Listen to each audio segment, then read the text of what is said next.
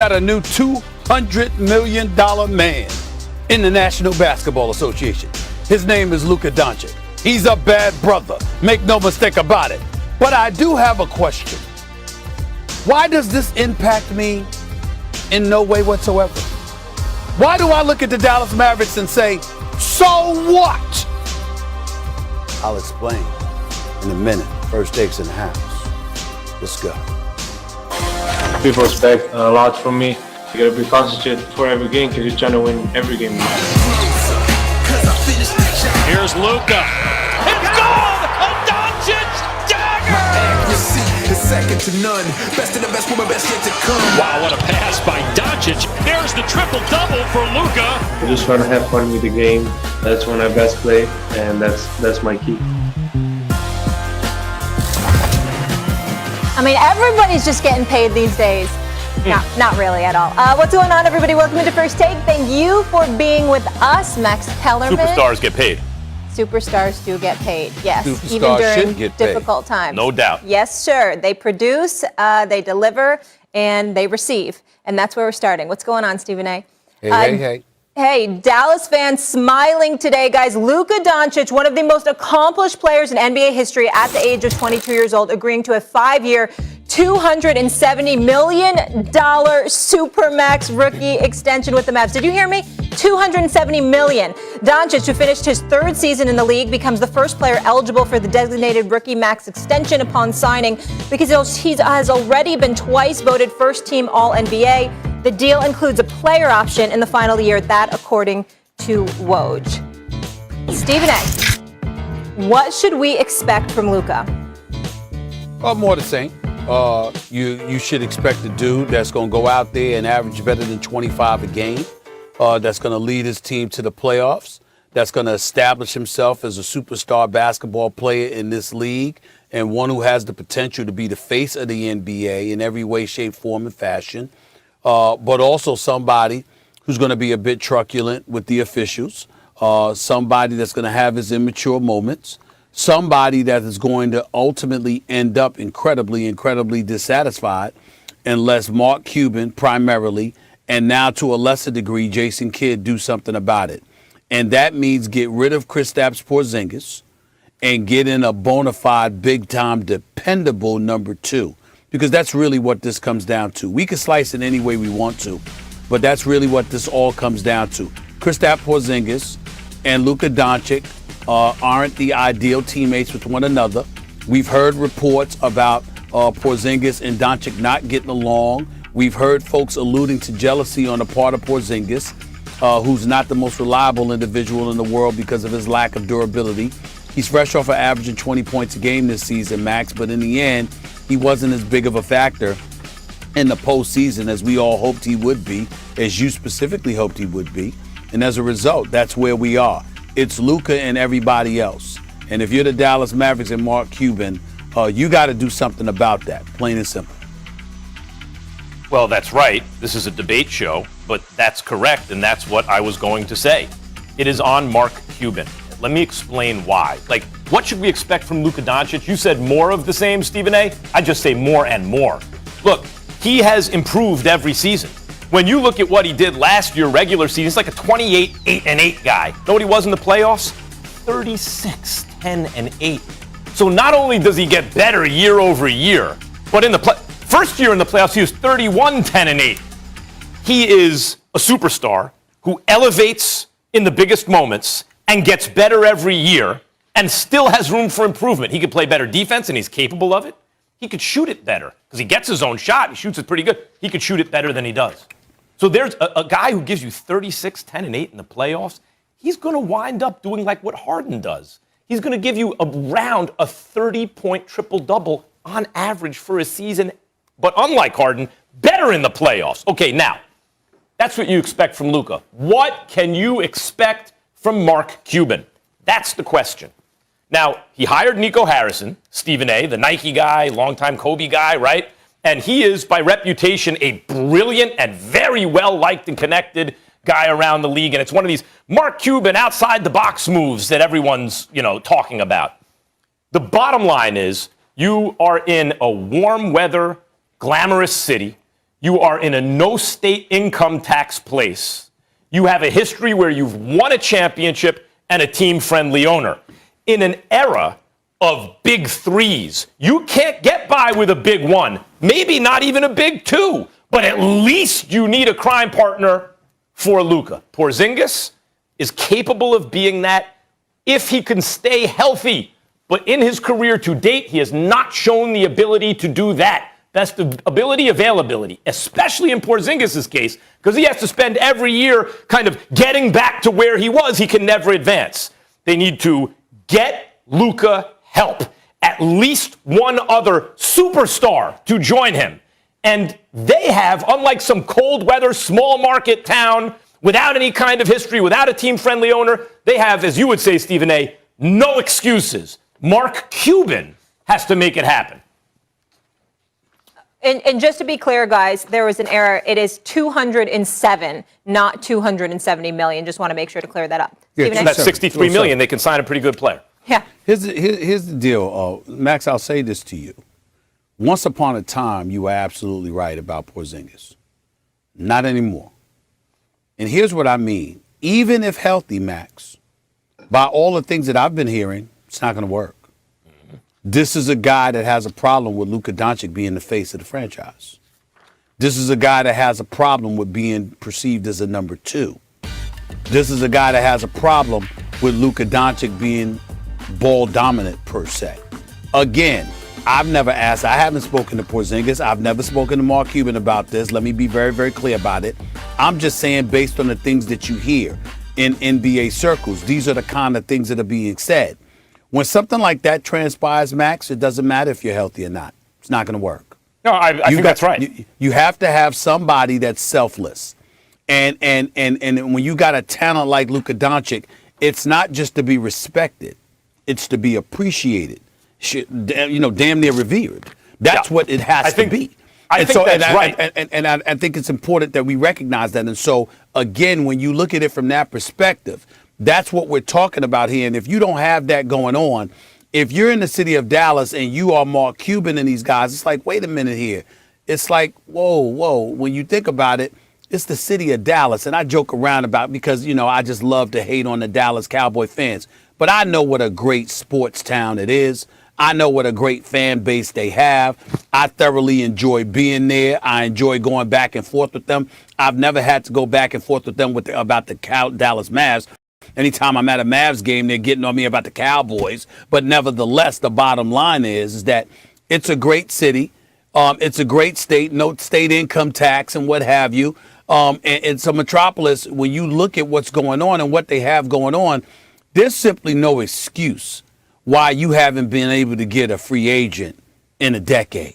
It really isn't. Well, I agree with you about Porzingis. I think a lot of that actually stems from the fact when you are diminished, it is difficult to kind of accept it. Like Porzingis was a guy trending toward, oh my God, he's going to score 25 points a game with double-digit rebounds and shoot the lights out as a 7'3" unicorn, right? But it didn't work out that way because of the injury. And when you are not as effective and when the team is losing, that's when trouble comes up. Now, that was the issue with Porzingis. Can he stay healthy? The answer is no. Can you get something for him? I think the answer there is yes, they can. The question is just one guy enough? It seems to me the Dallas Mavericks with Luka, a second banana, and role players is not good enough because you look around the Western Conference, the Warriors are going to be back with Steph and Clay and Dre and now a lot of young athletic talent, including Andrew Wiggins, who's a real two-way player. The Lakers have a legitimate big three. In the Eastern Conference, the Nets have three guys who are different, not to mention Blake and everybody else. The Mavericks are going to need a whole lot. If this was a league where that stuff didn't exist, they'd be okay. They can flip Porzingis into something else and maybe make a run. But Luka, a genuine all-star as a second banana, and what they have is not enough. Mark Cuban has to figure out a way to surround Luka with much better talent. Much better talent. I think Nico Harrison's a good start. Not just Mark Cuban. It has to be Jason Kidd as well. You're a point guard, like, for example, but Jason Kidd was a point guard everybody wanted to play with because, Jason Kidd was a guy that was looking to distribute first. That's not necessarily Luka. We know that he can, but Luka plays at his own pace. He's brilliant at dictating pace and making sure that you don't rush him, that he moves at his pace. Well, the team, we talk about the opponents and how problematic that is for them. What we never talk about enough is whether or not that's attractive for other teammates to want to play with. Just because you're great doesn't mean everybody wants to play with you. Jason Kidd is going to have to make this system attractive enough to appeal to people to want to come and play with Luka. It ain't just on Mark Cuban. Yeah. It's on Jason Kidd too. Yeah. Absolutely, and that's why he's the youngest player to ever to receive a $200 million contract. Again, 5 years, $207 million to be exact. All right, let's move on to the Lakers, Melo and LeBron.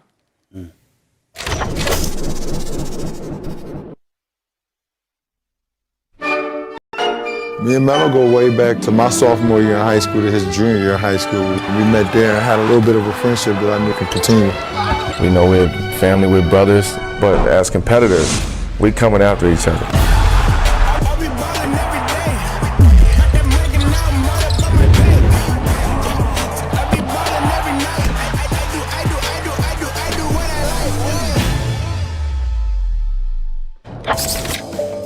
LeBron James and Carmelo Anthony have been best friends for more than 20 years and fantasized about playing together for quite some time. Well, according to LeBron James, quote, "The time is now. I want you. We have to make this happen." And they sure did make it happen. Carmelo is signing a one-year deal with the Purple and Gold. Here he is at his introductory press conference discussing the criticisms about waiting too long to team up. I mean, for years we've always laughed about it and spoke about it. What it would be like. We had a little bit of, experience with the USA basketball and playing together, but that's totally different than in a situation like this.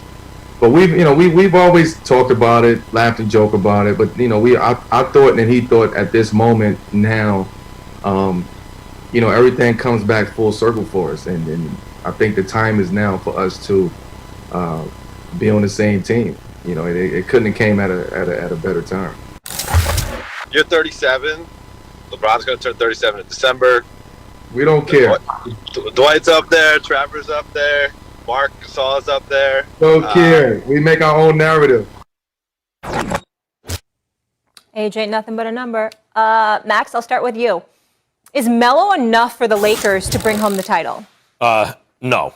He's not enough for the Lakers to bring home the title. It's not a knock against Melo. It's just that the Brooklyn Nets exist, and if they are healthy, they have too much firepower, and the Lakers are constructed imperfectly, though they did an amazing job in the offseason. Carmelo was an excellent pickup, I think. To lead your second unit, he has real value. I don't know about in the starting unit. I'm guessing Wayne Ellington starts, and maybe Gasol or maybe Carmelo does, and they play a smaller lineup. I don't know. But as a leading scorer in the second unit, Carmelo's a really good job. But this doesn't actually affect his legacy that much if they were to win a championship. And Stephen A., this should be, when you talk about the pressure on Russell Westbrook this year, Carmelo should serve as a reminder to Russell Westbrook of that pressure every day. Because even if they win a championship, it won't be with the real Carmelo Anthony. It will be with an old, diminished Carmelo. I want to be very clear. When I thought he was cooked, I was wrong, and he was right. He proved his point in Portland. He is a valuable piece in the NBA. On a good NBA team, he can still play. Okay, I want to make that perfectly clear. But this is not Carmelo Anthony of half a dozen years ago. The point of that legacy was when you are still a truly great player, can you be one of the 2 or 3 best players on a championship team? He doesn't have to be the very best, but can you be a second at least on a championship team? And he didn't do it. Maybe he could have done it. Carmelo was an exceptionally excellent player. So maybe he could have done it. To be fair to Carmelo, he never quite had a championship team around him, did he? But he didn't do it. He wasn't in that position. He didn't put himself in that position, and no one else did either. And so now he's no longer, when we talk about Carmelo Anthony, we're not talking about this guy when we talk about him years from now. We're talking about that guy. That's why the pressure when you talk about Westbrook is on Westbrook now. Because if Westbrook eventually wins the championship as the 5th best player on a team, that's not what we're talking about. That's Gary Payton. An all-time great. But when we think of point guards who won championships, Gary Payton doesn't jump to mind among the very best, and he was one of the very best. Even Jason Kidd, I want to be clear about this. Kidd is on the fence. He won a championship when he was still really good. Was he still Jason Kidd the way he once was? Even that, to me, is borderline. It's not like what Isaiah Thomas did, for example, or what Steph Curry did, for example. That's the pressure right now on Westbrook. I think Carmelo serves as a reminder. I think you're wrong. I think you're wrong about that. And here's why. First of all, when you talk about Jason Kidd being on the fringe, you can say he was on the fringe, but the reality was that Dirk Nowitzki was at the top of his game. And the fact that you're going up against elite competition, which was the big three in Miami, says something about it. Remember, we didn't think that Jason Terry was better than Jason Kidd. We understood that the Dallas Mavericks, as constructed, along with being exceptionally well coached, as a team ended up upending LeBron, Bosh, and Dwayne Wade in their first year in Miami together. So nobody views Jason Kidd on some fringe of anything. That's a Max Kellerman narrative. That's not anybody else. That's number one. Number two, when you think about Melo, let's look at what we're talking about here as we look at the Los Angeles Lakers. Is LeBron James a top 5 player on the planet? Yes. Is Anthony Davis a top 5 player on the planet? Yes. When you look at Russell Westbrook, a walking triple-double, as he is presently constructed right now, look at what he brings to the table. He's box office. He plays at 100 miles an hour. He goes after it. We all know what he brings to the table. Carmelo Anthony was never viewed in that light. He was a prolific scorer, a career 24-point-per-game scorer up until a couple of years ago. We knew what he could do offensively, and he was special in that regard. But when you talked about top 5 players on the planet, Carmelo Anthony wasn't in that conversation. And so now we fast forward to 2021-22 season. And what do we see now? We see a dude that's fresh off of shooting 40% from the field, a dude that averaged 13 a game last year after averaging 15 a game the year before. All right, COVID and all of that other stuff that was going on, CJ McCollum being out, all of these different things happen. But in the end, when you look at Carmelo Anthony, he's a 6'8" perimeter player. You still look at him in that regard. Clearly, you can look at him and say he's not what he used to be. I'm not trying to act like that's not the case. But this precipitous drop-off that everybody tried to put out there about him when he couldn't get a damn job in the league, and then he ultimately ended up being interviewed right here in this studio with me, looking for a job. It was utterly ridiculous and insane that he was ever subjected to that. And what did LeBron James do at that particular moment in time? The answer would be nothing. LeBron James should have had Carmelo Anthony as a teammate. I understand that Carmelo ultimately ended up going to Portland. I understand that LeBron James had to come in there and say, now's the time. We got to get together on this. But easily the argument could be made.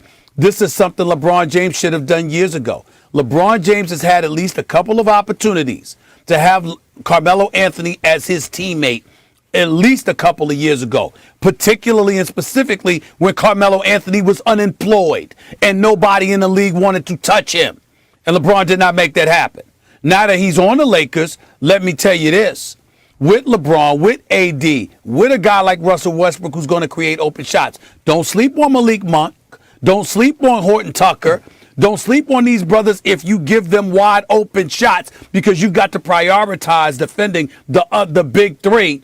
They can do some things for you. That makes them a championship contender, and I'm happy that he's in Los Angeles, and I think he makes them better, not worse. First, when you say that's my narrative, let's put it this way. I'll give you a spectrum of credit given to point guards who won championships. You can disagree. Isaiah Thomas gets more credit for his championships as the point guard than Jason Kidd does because of where Isaiah was in his career at the time. It was very clear. Isaiah was a great player who was probably, I would say, and it was a very good team. Pause before you go on. Yeah. Pause before you go on. Yeah. My point is, I understand what you're saying about where Isaiah is. What I'm saying is, in Jason Kidd's best day, still, Dirk Nowitzki was on another level. Oh, okay, that's fine. That's what I'm saying. You can be the second best player on the team. I mean, had Kidd done it a few years earlier, I believe he would have gotten more credit when he was more at the height of his powers. He was still an excellent player because he was a great player, but he was no longer what he once had been, in my view. And therefore, Isaiah, on the spectrum of how much credit you give guys for championships, right? Isaiah's over here, Kid's over here, Peyton's beneath is over there, right? It goes in on that spectrum. Peyton gets the least credit because he was least close to his prime.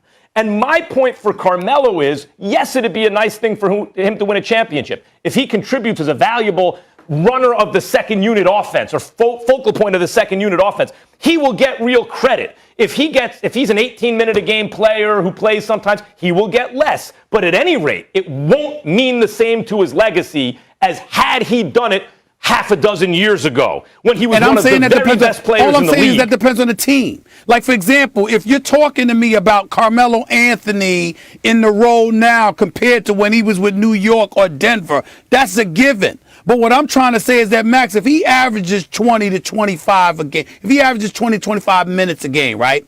Let's say, for example, he averages 15 to 18 a game. And come playoff time, and particularly the finals, that's the brother you go to in the fourth quarter that's drilling 3 or 4 perimeter shots. I'm saying to you, that's going to be a very valuable component, and nobody's going to be talking about a drop-off because that's what we were accustomed to seeing from Carmelo. I agree. I think that is an unlikely scenario. I'd root for it to happen because contrary to popular belief, I do root for Carmelo Anthony. He was the one guy in 25 years who was like, I want to go to the Knicks when I used to root for the Knicks, and I always appreciated that. So I would hope that you're right. I'm saying, I bet you I would say the odds are against that Carmelo is an 15 to 18 point a game scorer this season, and in the playoffs is even better in critical moments. But it would take something like that for it to really have an influence on his legacy. Yeah. LeBron and Russell Westbrook. Who on the planet Earth is going to get Carmelo more open shots than those two? Yeah.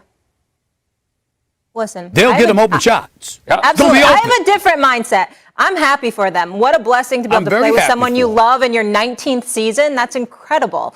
Anybody that gets to work with their best friends or family, those kind of situations. Yeah, his 19th season. Earlier. Yeah, his 6th different team. And the Lakers have the second best odds guys to win the title behind the Brooklyn Nets. Let's keep it rolling. To the NFL we go. The Saints will be without Drew Brees for the first time in a long time. Is there drama brewing with their best between the Saints and star wide receiver Michael Thomas? Can't guard Mike is obviously the Saints' best receiver, but tension appears to have been brewing for quite some time. So an injury-plagued 2020 saw Thomas suspended by the team, and Thomas reportedly ignored calls from Saints officials for months after the season.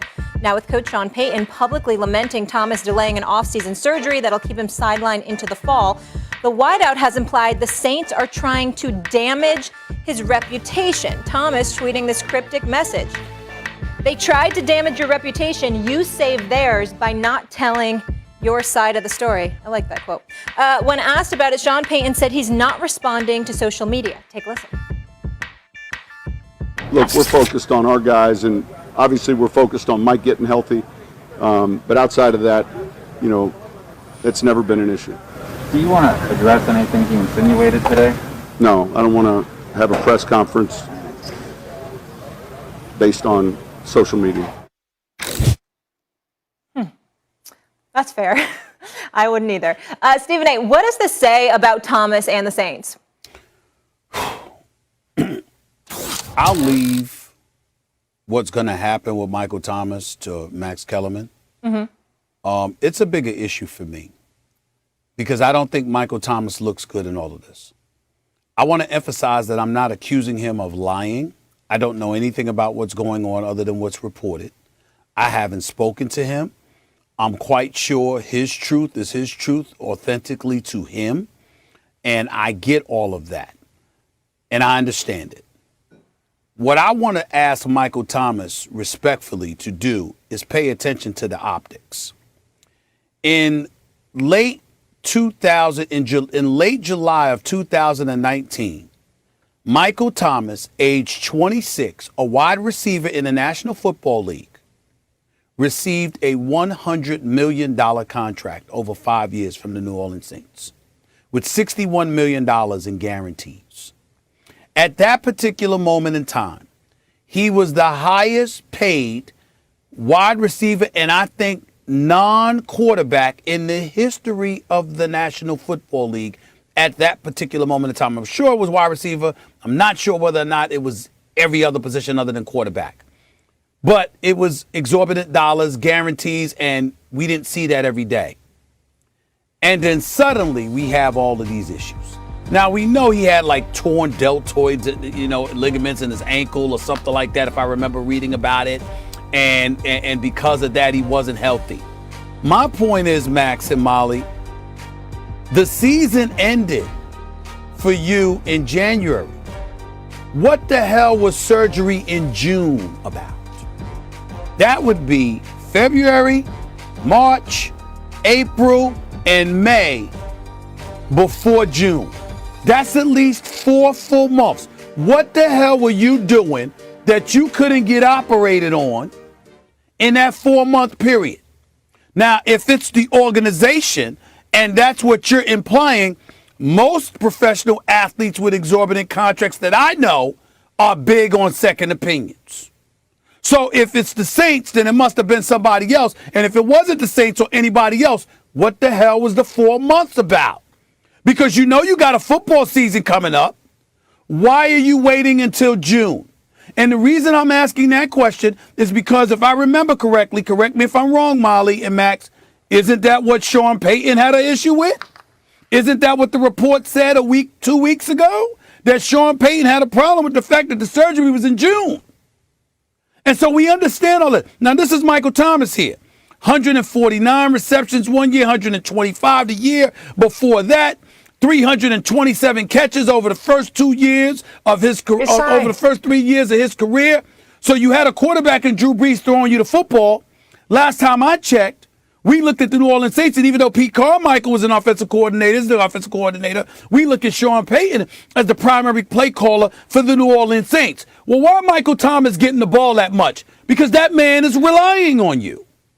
And if he's relying on you, and then you got surgery in June, when you knew you had the injury all season and it ended in January, it's hard to look at him and say, well, damn, you the victim. Because the coach has every right to look at you and say, I sincerely hope you're exhausting every means and measure to make sure you're going to be out here because I invested this $100 million in you for a reason, which was $20 million a year, which was more than Julio Jones was getting paid at the time, Max. That's where I'm at with it. Well, my impression is Michael Thomas is not long for the Saints. I don't think he wants to be there. I don't think they want him there. About a year ago, he was on top of many lists as the best wideout in the game. Let's not forget it. Wasn't that long ago. Who would put him as the best wideout in the game right now? Now, what's happened in the last 12 months? He got hurt. That affected his game. Obviously, your ankle's going to affect your game. He was in a locker room brawl. He had social media beefs, including with the Saints. But most importantly, Stephen A., Drew Brees is gone. Drew Brees retired. Yep. And not only does that mean the most accurate quarterback in the history of football is not throwing the ball to one of the best hands in the history, right? Like a guy who catches everything, but it means he's being replaced with a guy who threw 30 interceptions when last playing a full season, and a guy who hasn't played quarterback for much of his career as his primary position. Michael Thompson can't be happy about that. And Drew Brees was a public booster of his, right? Of course, that's his best receiver. He's now gone. Stephen A., what's happening with Michael Thomas, and I don't think Thomas wants to be there for the reasons I just pointed out. And from the Saints' point of view, this is something that Marcellus Wiley used to bring up on Max and Marcellus, the old radio show in L.A., Stephen A. He said, when personality doesn't match production, that's when you have a problem. They'll put up with the personality as long as there's production. But when the production falls off, and if Michael Thomas is not healthy, he's not going to be able to produce. And maybe if Drew Brees is there, that also affects that. When the production falls off, suddenly they don't want to deal with the personality. For that reason, I do not think Michael Thomas will be a Saint for much longer. Can I ask one question to both of you really quick, Stephen A., and then go ahead? One thing I don't totally understand with what Max just said is I understand Michael Thomas not wanting to be there with Taysom Hill or Jameis Winston throwing him the ball. But why do you think the Saints wouldn't want him? And Stephen A., if you want to... Because his speed is affected. His game is affected by the ankle, right? Like, that's one thing. And that's a big thing. And then he's causing problems for them in social media, but doesn't have the production to give them the cover to say, okay, this is worth it. First of all, he got injured last year. People have come back from injuries. You have a wait-and-see approach so long as they're exhausting every means and measure to be on the field and to make sure they're ready to go. Here's where, again, we're on the outside. I'm not pretending to know. I haven't spoken to any of the parties involved. This is just based on the information that has been disseminated to us all. I think it's important to point this out, guys. You know something? Drew Brees was hinting towards retirement a couple of years. Michael Thomas didn't sign this contract in 2015. It was 2019 that he signed this contract. It's just 2 years ago. So when you signed that contract, you had an idea that the 5-year, $100 million deal you signed and agreed to, for the most part, Drew Brees wouldn't be there for most of that. And one of the reasons they gave it to you is because you were supposed to be trustworthy. And this is the part that we don't talk about much. And I keep telling y'all, you have to get into that. It's incredibly, incredibly important. This notion that you just get paid because of your talent is a misnomer. It's false. That is not true. Because talent is you're also projecting what somebody's level of production is going to be. That involves some level of trust. I'm trusting you're going to be as close to 100% as you can get. I'm trusting that you're going to go all out to maximize your potential. I'm trusting that you're going to be a leader. I'm trusting that you're going to validate for me as a coach in an organization that you are worth this investment that we are making in you. And when you anything that deviates from that, it's a bit problematic because it doesn't just affect you, Max. It affects the people who follow you because now other organizations don't want to get caught up in investing those kind of dollars, and somebody might end up not answering the call. Well, but accept that, consider the position the Saints were in at the time. You still have the tail end of Drew Brees' prime. Right. He's still a really good quarterback, and you have a stacked team. So you have a chance to win the Super Bowl. Under those circumstances, the moment is so high leverage that you may invest additional years so you can spread out the cap hit and additional dollars in a talent like a number one receiver because you want them right now and you'll have to deal with it down the line. But that's answering, Max, why the Saints did it. I'm saying why you took it. Why Michael Thomas took it? $100 million? No, I'm not questioning that. I'm saying you took it knowing all of that. Yep. Maybe he thought there was going to be a better. Maybe he thought there was going to be a better replacement. I agree. Stephen A., a better replacement to Drew Brees and a better plan, like what the Packers tried to do with Aaron Rodgers and get ahead of it. I think that's right. Drew Brees was aging, and the Saints did not seem to have a realistic plan to go forward. A stopgap, yes. Taysom Hill, Jameis Winston, stopgap measures. But who's the going forward franchise quarterback? Yeah. And Michael Thomas is not a fool. He can see, what am I going to do? Yeah. All of that stuff is open for debate to me. The one biggest thing I have the issue with is the 4-month gap from when the season ended to when you got operated on. Yeah. You got OTAs, you got training camp coming up. How in God's name do you get operated on in June when you know good and damn well the season ended in January? That's my issue. That's the only question I have. That's why when Michael Thomas says, hey, I'm not saying things to protect the reputation of people who are trashing mine, I wonder what the answer is to that. And maybe he's going to come out. Maybe he's going to come out and respond to that at some point after hearing this criticism. But I just want to say one thing before we go to break. Thomas has the most catches in NFL history through a player's first 70 games. He did just come off injury. He's 28 years old. There's no reason that he can't get back to the player that he was. I think he's going to get back to 100%. I believe in him. I just want to know why he waited that long to have the surgery. And not for the Saints. Maybe we'll find out. Okay, when we come back, guys, Lamar Jackson has had multiple... Lamar Jackson has now had COVID-19 twice, but when asked by reporters Monday whether the Ravens have spoken to him about getting vaccinated, he was non-committal on vaccines. Here he is discussing his experience with the virus. I was just like last time, probably fatigued. If anything, I was sleeping a lot, but I'm glad to be back. 10 days being off, I ain't like it at all. So I'm just happy to see you guys, see my teammates, see the fans. I'm just glad to be back. It's over with. Lamar had the Ravens talk to you about getting vaccinated, or are you worried about getting it for a third time? I mean, I just got off the COVID list. I got to talk to my team doctors and, try to see how they feel about it. Keep learning as much as I can about it, and we'll go from there.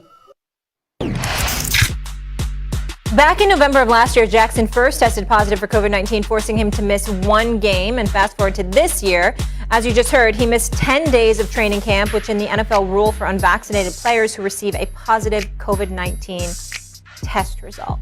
Max, what is your reaction to his uncertainty about receiving the vaccine, considering he's had 2 bouts with COVID?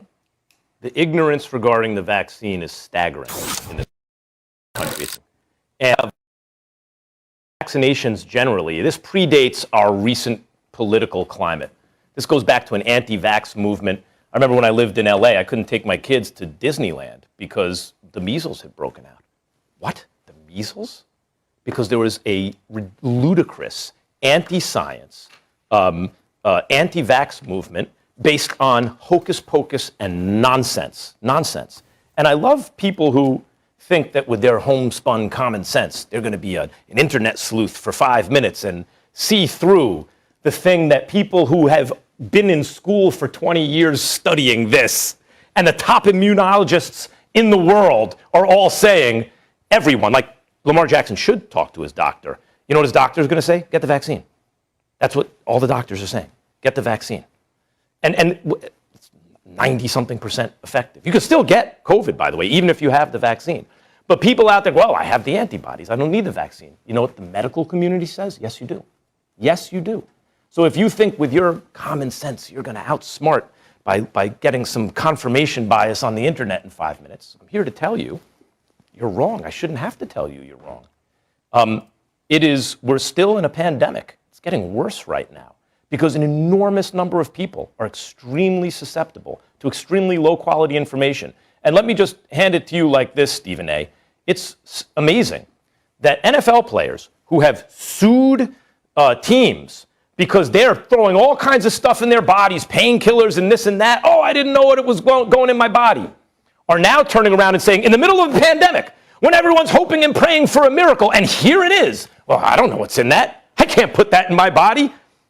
And for those who would say, well, yes, because what they've learned is they can't trust the medical community. No.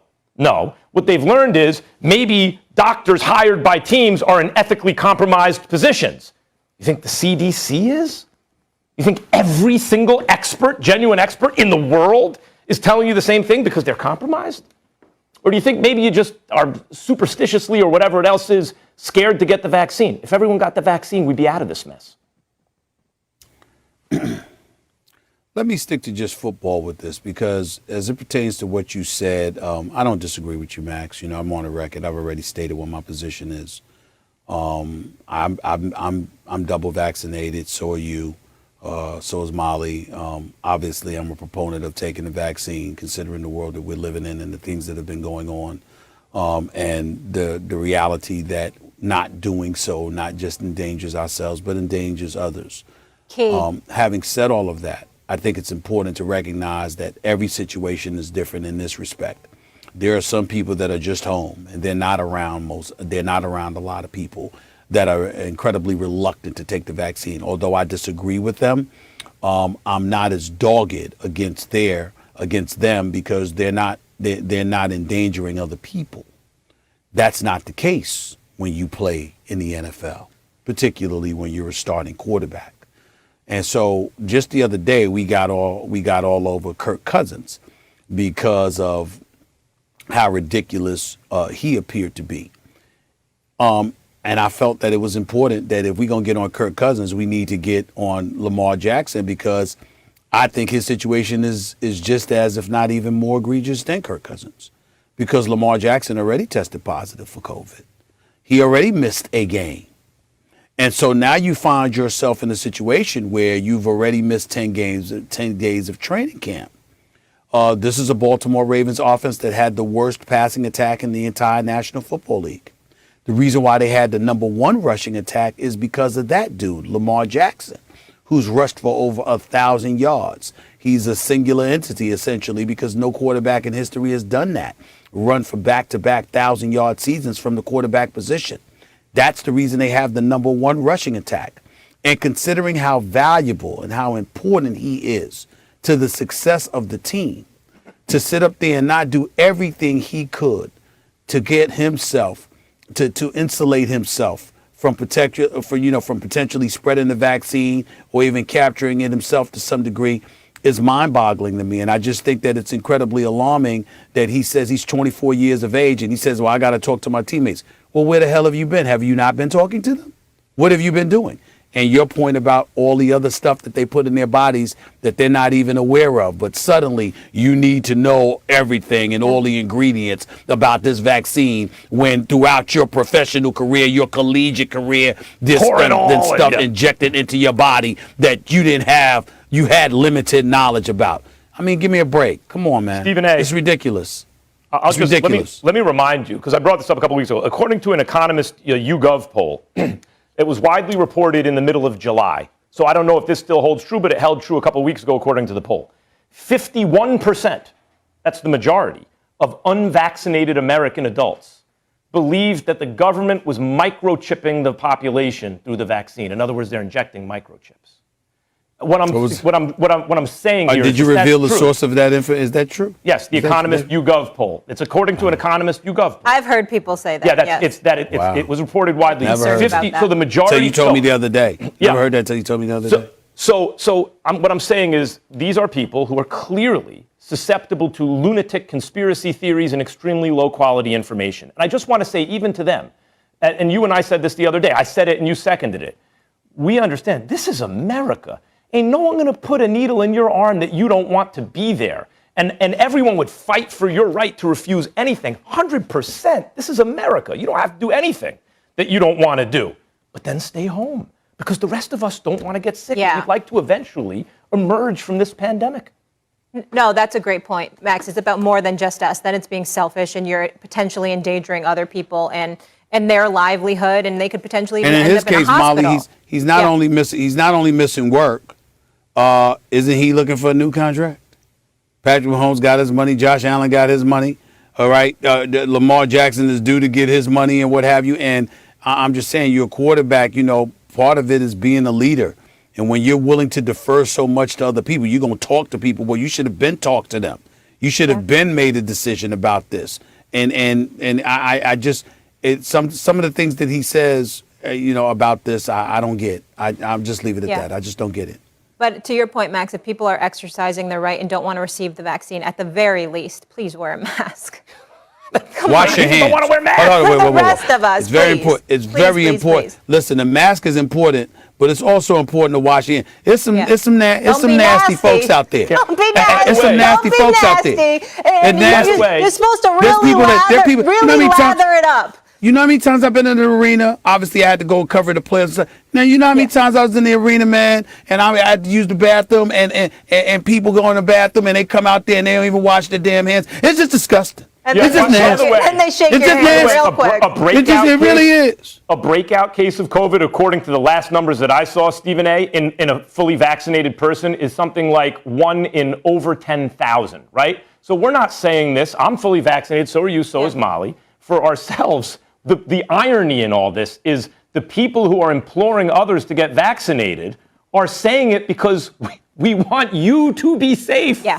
We want you to be safe. We're all in it together. All right, we'll leave it there, guys. When we come back, a rocky offseason between Russell Wilson and the Seahawks. So shouldn't Seattle be doing everything they can to keep this man happy? We take a closer look into what's going on in Seattle. We're also talking hoops. I like that. That's fresh. According to the ESPN FPI, the Ravens have the best chance to win the division, just ahead of the Browns. The Steelers Third best odds and the most difficult strength of schedule based on opponent win percentage from the previous seasons. No bueno, Stephen A. It's time for the latest edition of the battle. This time we pit Stephen A. Smith's Pittsburgh Steelers versus Max's new favorite team. You've been claiming them actually for a hot second, the Cleveland Browns. You each get 3 answers, but only 30 seconds each to defend your position. 30 seconds on the clock. Max Kellerman, talk to me. The number one reason the Cleveland Browns will be better than the Pittsburgh Steelers is the offensive line. Pro Football Focus rated their offensive line number 1 blocking for the pass and number 1 blocking for the run. Number 1 in both. Every year there's a number 1 offensive line. It's almost never that they're best both in pass blocking and run blocking. But that's what this offensive line is. And as a result, you have a devastating running attack behind a two-headed monster in Nick Chubb and Kareem Hunt, who, by the way, remember when Marshawn Lynch was on this show? I asked him who reminded of him. He brought up those two guys. Over the last couple of years, the Pittsburgh Steelers have had arguably the worst running attack in all of football. That will not be the case any longer.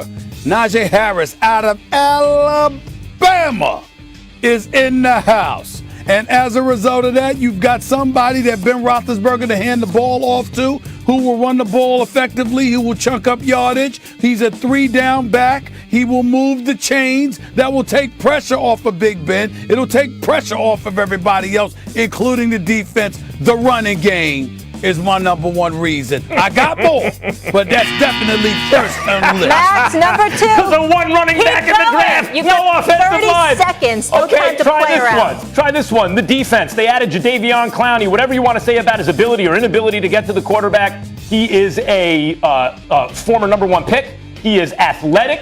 He is fast. He's stout against the run, and he's playing opposite Myles Garrett, who is also a number 1 pick and arguably the best in the business. They improved on the defensive line. They're getting healthy in the secondary. The defense, which wasn't bad, should be better. And what pairs well with a vicious running attack behind the best offensive line and a two-headed beast at running back?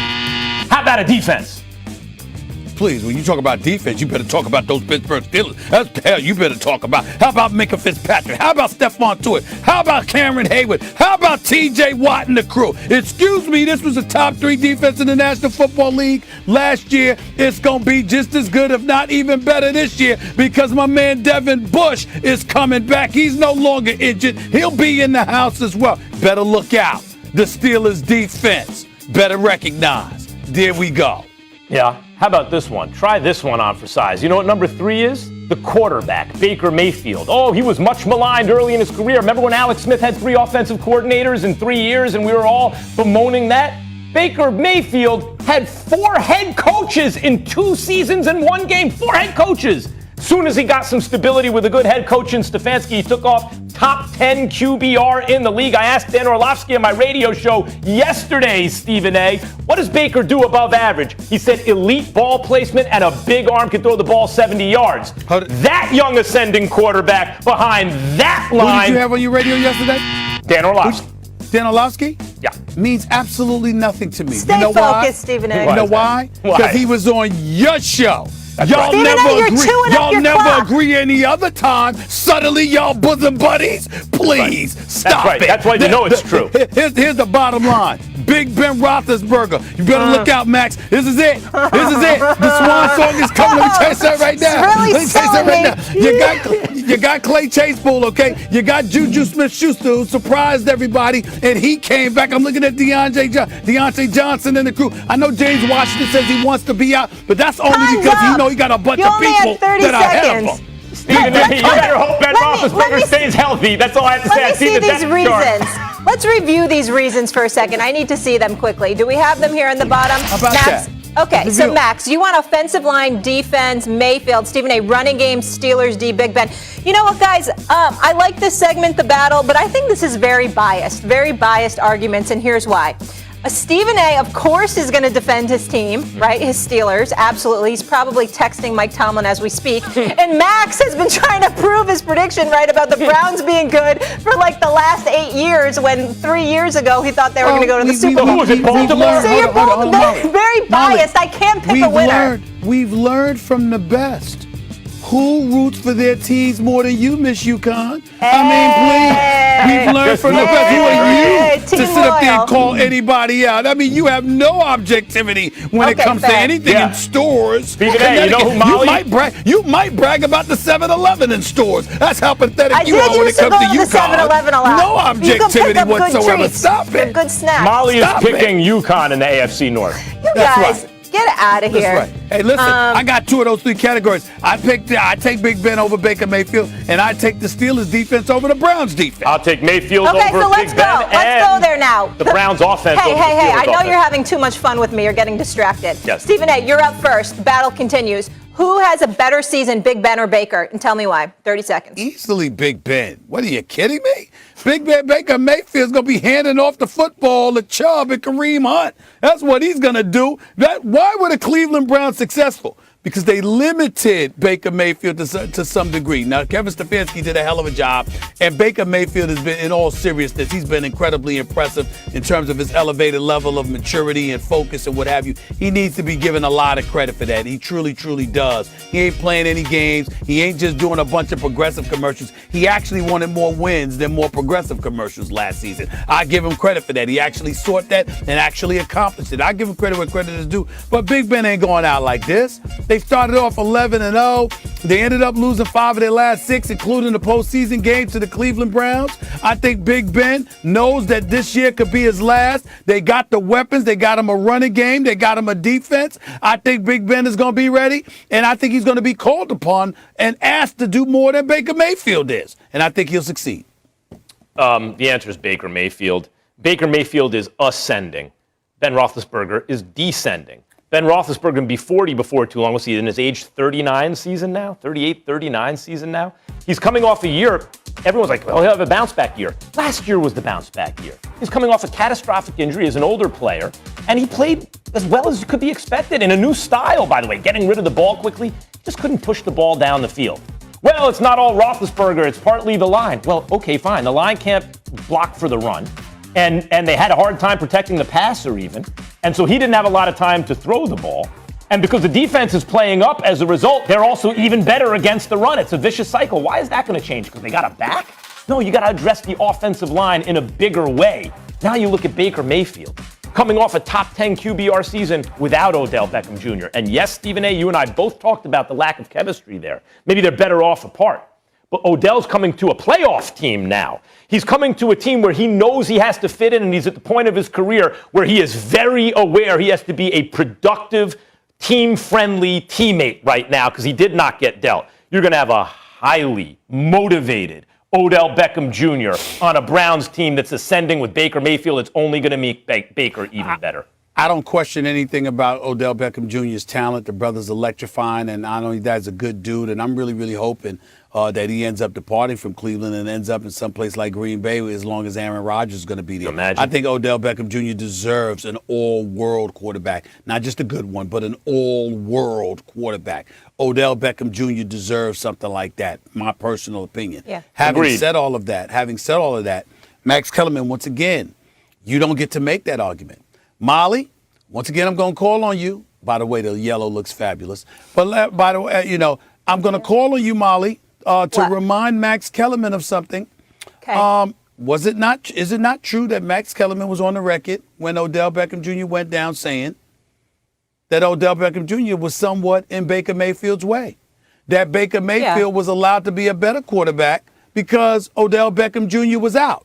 Because of Jarvis Landry, because of the 2 running backs, because of other weapons that Kevin Stefanski threw out there, that Odell Beckham Jr.'s greatness, you didn't classify him as a bad guy, Max, or anything like that. You were just talking about his greatness and the fact that he demanded, he had his demands and he wanted the ball more and things of that nature. Yeah. Probably compromised Baker Mayfield because once he was gone, you didn't have to focus on just getting him the ball. You could be a bit more judicious in spreading the ball around. I'm saying to you, Max, okay, I'll buy that, which means that problem ain't going away because Odell Beckham Jr. has got to come back, show what he's worth so he can get paid down the line. Actually, the argument I made is it's a chemistry issue between the two, and they're both better off without each other. However, now that Baker is the quarterback of a successful double-digit playoff team, double-digit win playoff team, And Odell knows at this point in his career, when we talk about the best receivers, we talk about Odell anymore, right? But he's still got the talent.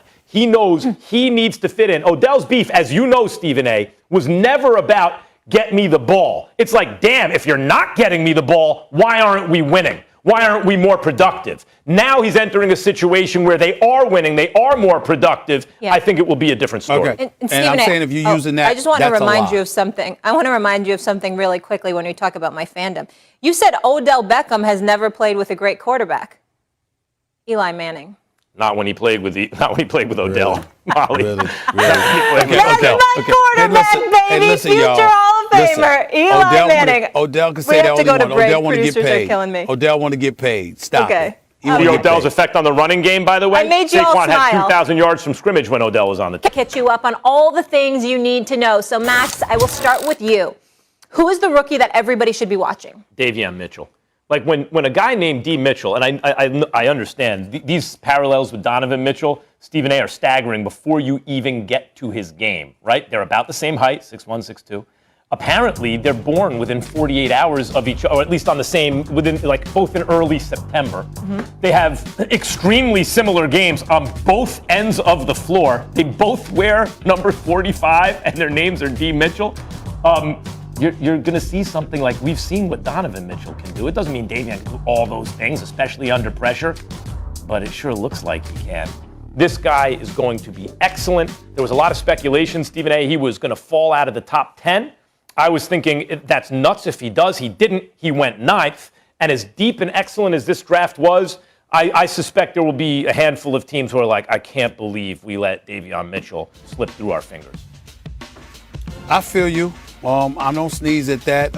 First of all, we have to be very, very careful about anything we say about any of them brothers from Baylor.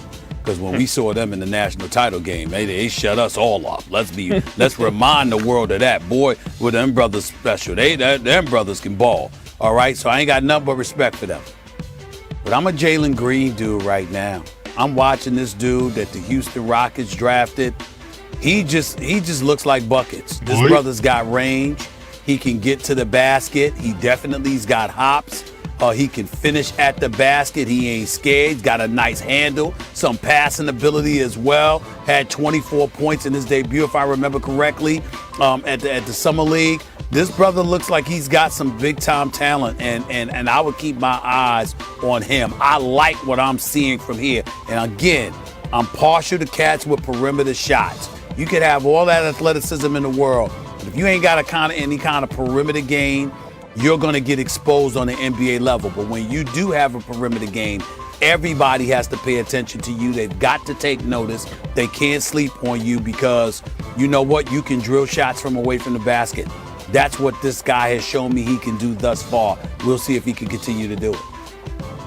Okay, so Stephen A. says Green, Max says Mitchell. Guys, let's go a little deeper. Who's a rookie that may not find success this year, maybe because of their situation, they need some time, but you think eventually will mature into becoming a star? Stephen A., you start.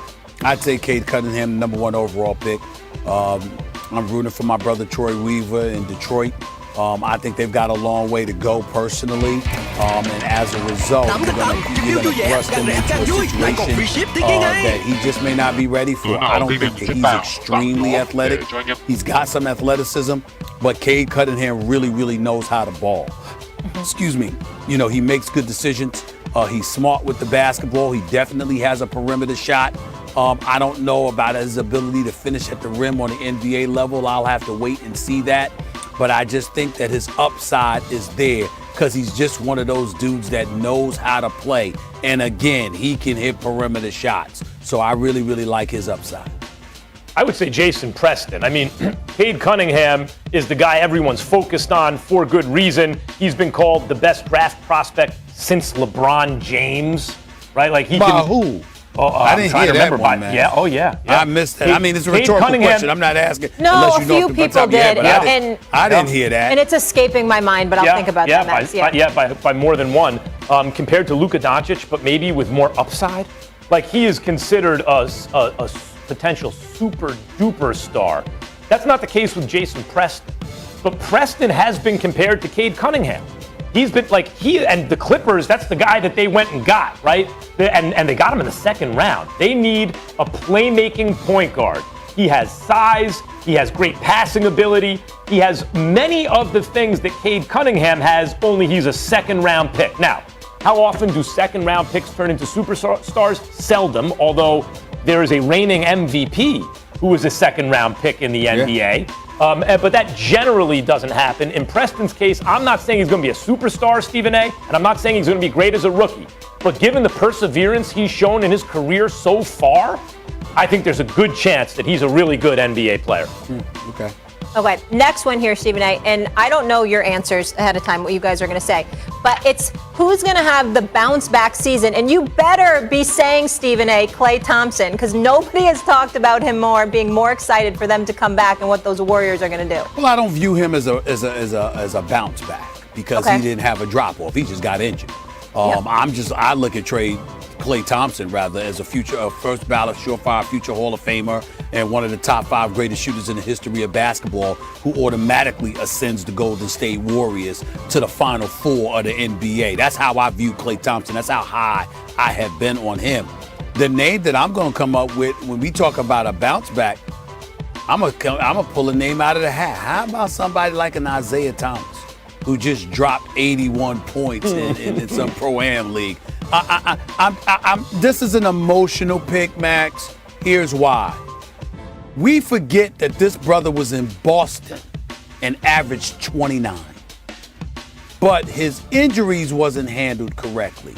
And he was never healthy again. And so when I think about him being healthy, I'm like, excuse me, there's a whole bunch of teams that brother can help if he is 100% healthy.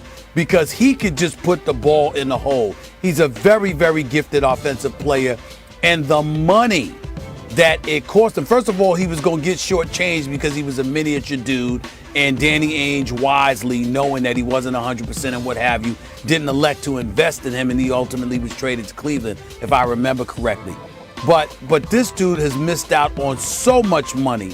And I would love to see him back in the NBA and get an opportunity to really showcase his offensive skills, because there's a whole bunch of teams he could be a huge plus for if he's 100%. Yeah, that's my actual answer too. He's one of my favorite players of all time. Do people understand what it is for a 5'9" guy to be as good as he's been in the NBA? And that's a real bounce back. Like, it'd be great to see him bounce back. But I'll give you another answer, Stephen A., since you said Isaiah Thomas. How about Obi Toppin? Bounce back from what, right? But he was drafted in the top 10 by your New York Knicks. The Knicks can't afford to miss on guys. They're trying to build the right culture with the right kind of pieces. Obi Toppin, there were other players available who were successful NBA players. He averaged 11 minutes as a rookie. He didn't do a whole lot at all. And he's a talented guy, and he's from the area. He's a fan favorite. And people seem to like him, and yet it just hasn't panned out so far. He's the kind of guy who's easy to root for, and I'm hoping that he has, I guess you wouldn't call it a bounce back, but at least a bounce back to the status he had coming out, where he was, I think, the 8th overall pick by a team that really can't afford to miss on those kind of picks. Max, let me say this to you, man. I'm rooting for him. Obviously, he's a Knick. Of course, I'm rooting for him. But I was a Tyrese Halliburton guy. Me too. I was very upset. I was very upset at the Knicks for not drafting him. I agree. And I still believe that he was more of a need than Obi Toppin was, particularly when you consider the Knicks' need at the point guard spot. Even though now you got Quickly with Derrick Rose, and now you have acquired Kemba Walker, so that's no longer the case. Let me tell you something about Obi Toppin. He's a better shooter than I thought he was. Mm-hmm. He can hit perimeter shots. He obviously got hops. We knew about that. Has an NBA body, looked a bit stiff at times or what have you. But I found myself looking at him and saying, this guy needs more playing time. They gave a lot to Julius Randle. Kevin Knox, let's just call it what it is. He hasn't panned out. He was the number 9th pick overall out of Kentucky. I'm still rooting for him, but I think that a lot of people looking at the Knicks see Julius Randle and then, of course, Obi Toppin, even though, Kevin Knox doesn't necessarily play their position, even though he could. He's a bit undersized in that regard. But Obi Toppin, because of his perimeter shooting ability, his poise, he's not scared. He can get physical. I like him. Yeah. I like his upside. He That's works right. guy. I like him. He has a chance, and he has to get more than 11 minutes of playing time. Saying He's got a there's chance, and you got to give him some more time. Yes. I hope it's Ben Simmons. All right. Good one, Molly. We'll leave it there. Thanks. Coming up, are the Seahawks in dangerous territory with their star quarterback, Russell Wilson?